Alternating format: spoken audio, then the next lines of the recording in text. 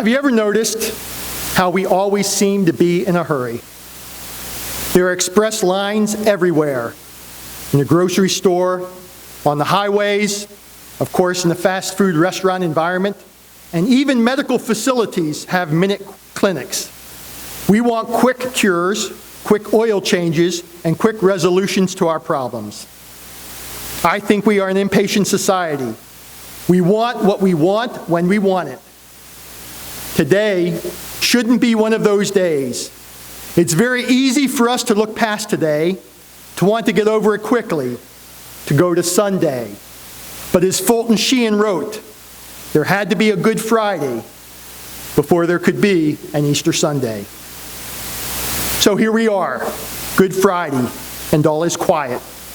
I'm not sure how many of you had to work today. I didn't. So if this had been a little over 2,000 years ago, perhaps we wouldn't have known what had gone on in Jerusalem today. So let's just suppose for a few moments that we combine the technology of today, and we'll use television as the medium, with the events that had taken place in Jerusalem over the last 24 hours. And using our imagination, this is what we might have seen and heard. The news announcer might have started off the story with, "The execution today of Jesus of Nazareth took place in such an unusual manner that this reporter believes he knew what was going to happen and did nothing to stop it." Those I've talked to describe it as a plot by religious authorities to silence one of the most independent and refreshing voices of our time. We would have seen Jesus, Peter, James, and John leave the Passover feast and head out to the Garden of Gethsemane. Perhaps we'd have noticed that the apostles were extremely tired and unable to keep their eyes open. While Jesus, somewhat distraught over the upcoming events, he was the only one who knew why Judas had left early, went off to pray, to ask his Father to take this cup away, but realizing that it was the will of his Father, and thereby accepted the fate that awaited him. Medical sources have verified that the severe emotional stress that Jesus was undergoing could well have brought him to the point of sweating blood, which would drop to the ground in clots. We then hear the soldiers, led by that voice of betrayal, Judas, arriving on the scene to arrest Jesus. How many times in our own lives have we been the victim or perhaps even the perpetrator of betrayal? Imagine how Jesus must have really felt. Someone he loved, traveled with, had good times with, suddenly decided to sell him out. And look at the way he did it, with an act of love, with a kiss. And the tragedy is that Judas might very well be a saint today, if only he had come back later and asked forgiveness. We're lucky. We have that forgiveness readily available to us through the sacrament of reconciliation. All we need to do is ask. We might have heard the commotion as the soldiers bound Jesus and led him away. We knew that Peter was following somewhat close behind, but we aren't really sure what happened to James and John. They might have thought of saving themselves and took off to get away, or perhaps far enough to hide and watch what was going on and was going to happen next. Couldn't we be a little like them? We're followers of Christ when it's convenient for us, but when the going gets a little tough, we are nowhere to be found.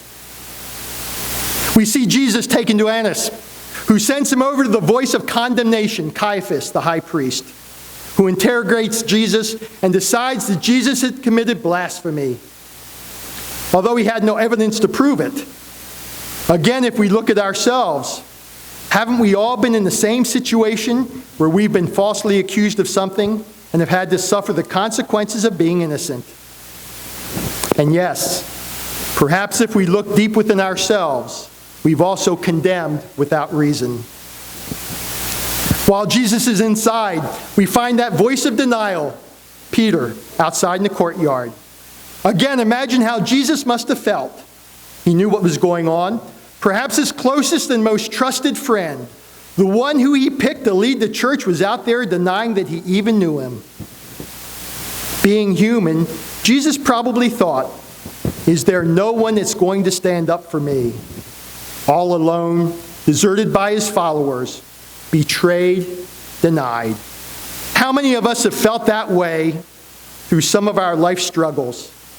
And have we ever walked away from someone who needed us? Have we ever put our faith, our beliefs in our own back pocket, out of sight, for fear of being ridiculed or made fun of? Jesus is taken away to Pilate, the Roman governor, the one who could affirm and carry out the death sentence that had been imposed by Caiaphas. The voice of evasion, that's Pilate, wanted to keep the peace. He knew that at this time of year, without it being Passover, that tensions and emotions were running high, and that the least little thing could spark a full-scale riot. That was the last event that Pilate wanted Rome to hear about.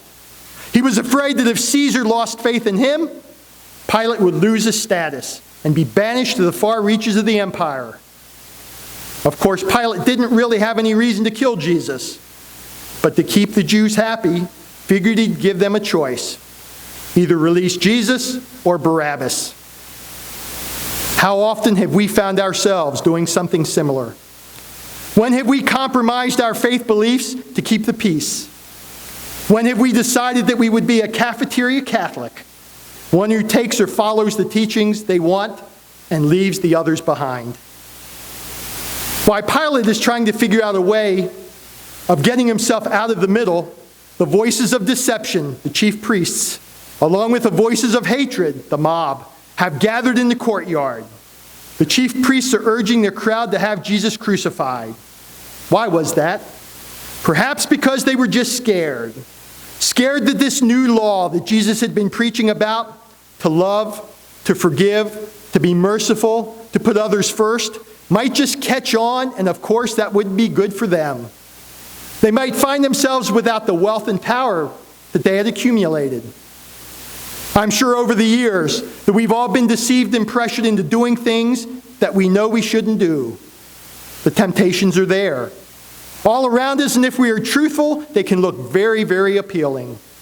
And that mob, the same people that were waving palm branches and singing his praises on Sunday, were now out there screaming for his blood.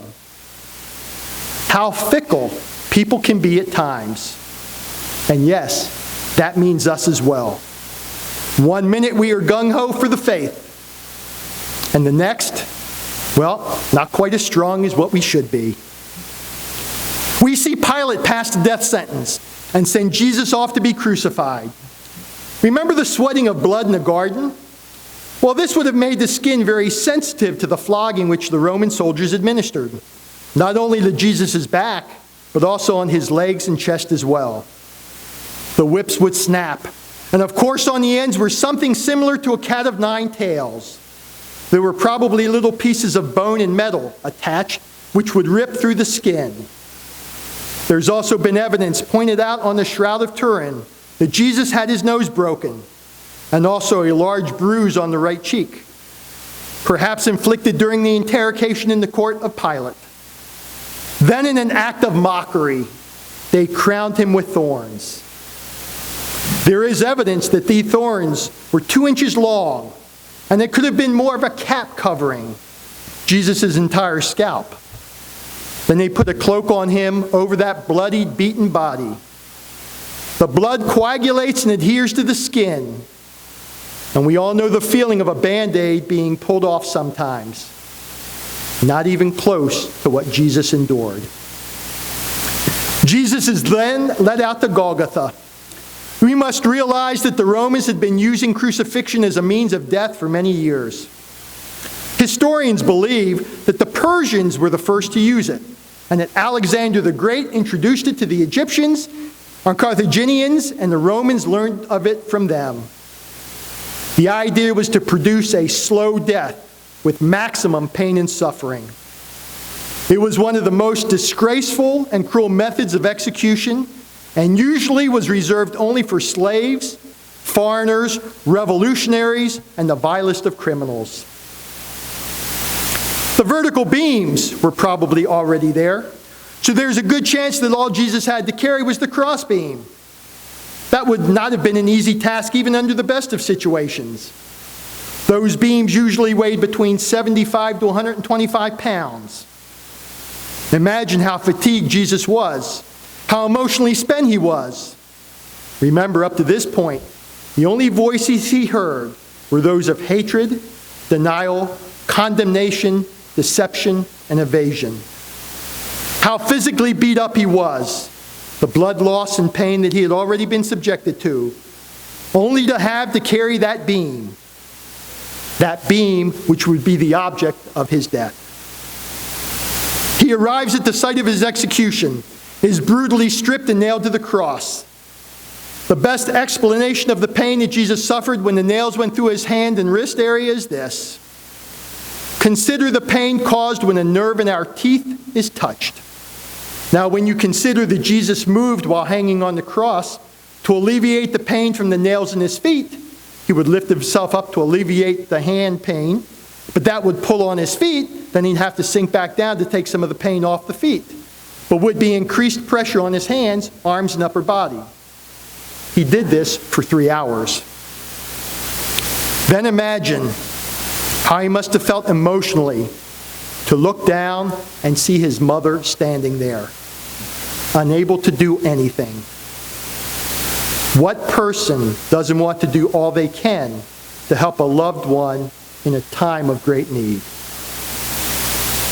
The first kind voice that he might have heard would have been that of Dismas, also known as the good thief. Here was a man condemned and dying that recognized Jesus for who he was, the Son of God, and asked him to take him with him. Doesn't that prove to us that it's never too late to turn back to God? The time is just about over. Jesus breathes his last, gives up his spirit, and dies. That cross, which was an instrument of death, has now become the instrument of salvation for all of us. And out of the blue, so to speak, comes the voice of affirmation, the Roman centurion, who after lancing Jesus to ensure he was dead, declared truly he was the Son of God. And then another, the voice of courage, Joseph of Arimathea, approached Pilate and asked for his body that it could be properly buried. Perhaps this was the turning point, because from here the story gets even better. For we know what happened on that Sunday morning. Or to quote that famous radio personality Paul Harvey, and now you know the rest of the story. In just a few minutes, we will all have that opportunity to come forward and venerate the cross. We will walk up the aisle in a way walking the walk that Jesus took on his faithful Friday. So I'm going to ask you what you will be saying in your heart as you come up the aisle. If you have any hatred, betrayal, denial, deception, condemnation in your heart, leave it at the foot of the cross. He died for us. Let us leave those feelings which will kill us there and walk away with the feelings of courage, affirmation, and love for the greatest gift mankind has ever received. It was a strange mix at Calvary. On the one side were fear and hate and stupidity. On the other side were faith and hope and love. Were you there as they crucified our Lord? We were all there. And we are still there today. The one question I leave with you this afternoon is, on which side will you take a stand? Will you say by your life and the way you live, "Blessed is he who comes in the name of the Lord"? Or will you say by your life and the way you live, "Crucify him," and like Pilate, wash your hands of him?